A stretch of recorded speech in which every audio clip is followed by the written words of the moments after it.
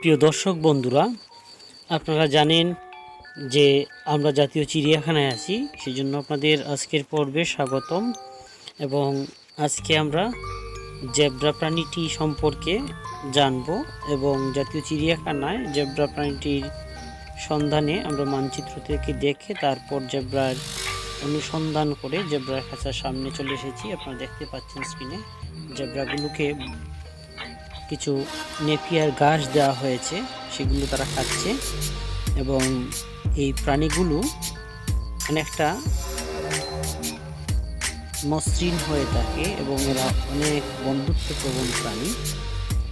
এগুলো উচ্ছৃঙ্খল কোনো প্রাণী নয়, এরা দলবদ্ধ হয়ে থাকতে পছন্দ করে। এবং এদের গায়ে আপনারা দেখতে পাচ্ছেন যে ডোরাকাটা অনেক সুন্দর এই প্রাণীগুলো, এবং এরা অনেকটা ঘোড়ার মতো সরকরি দেখাদেখি করে।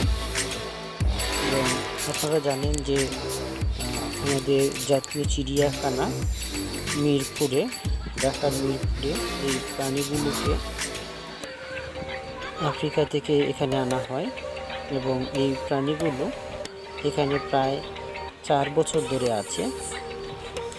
আমরা জাতীয় চিড়িয়াখানা কর্তৃপক্ষের কাছ থেকে জানতে পারলাম। এবং আপনারা নিশ্চয়ই এই জেব্রার খাঁচার সামনে একটি সংক্ষিপ্ত পরিচয়পত্র দেখতে পাবেন, এবং সেই পরিচয়পত্রেও আপনারা এটা দেখতে পারবেন, এখানে লিপিবদ্ধ করা আছে। এবং দর্শক বন্ধুরা, আপনারা জানেন যে আমাদের দেশে যে সকল বন্যপ্রাণী প্রায় বিলুপ্তির পথে, সেগুলোকে সংরক্ষণ করা এবং তরুণ প্রজন্ম এবং শিশু কিশোরদের মধ্যে প্রাণীর প্রতি ভালোবাসা সৃষ্টির উদ্দেশ্যেই আমাদের জাতীয় চিড়িয়াখানাটি স্থাপন করা হয়। এবং আমাদের রাজধানী ঢাকায় এই জাতীয় চিড়িয়াখানা অবস্থিত। এবং অনেকেই পরিবার পরিজন নিয়ে যখন ছুটির দিন পান, অফিস ছুটি থাকে, অথবা আমাদের গ্রাম এলাকা থেকেও, আমাদের দেশের মফস্বল জেলা উপজেলা থেকেও অনেক মানুষ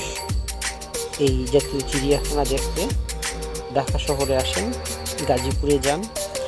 তো আপনাদের আমরা এই সুবিশাল লেকের পাড়ে নিয়ে এলাম। আপনারা দেখতে পাচ্ছেন এই লেকটি, এবং এখানে অনেকগুলো বিভিন্ন প্রজাতির বৃক্ষ রয়েছে।